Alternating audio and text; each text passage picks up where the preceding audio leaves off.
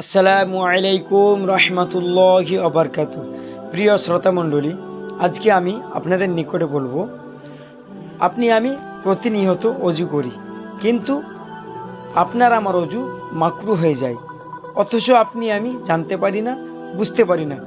সেই বিষয়ে বলবো। জি, আপনার আমার অজু 4টি কারণে মাকরু হয়ে যায়।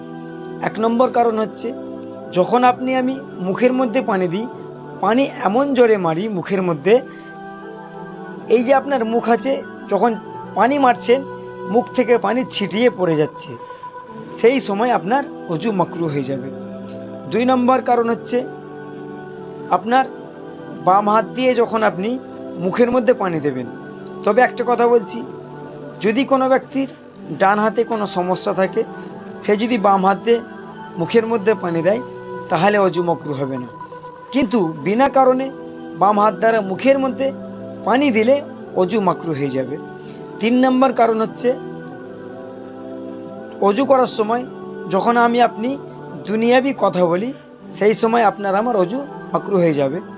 4 নম্বর কারণ হচ্ছে, যখন আমি অজু করি, প্রত্যেকটা অঙ্গ প্রত্যঙ্গ 3 বার করে ধুই, কিন্তু আপনার অঙ্গ প্রত্যঙ্গ যখন 3 বারের বেশি ধুয়ে ফেলবেন, সেই সময় আপনার অজু নষ্ট হয়ে যাবে।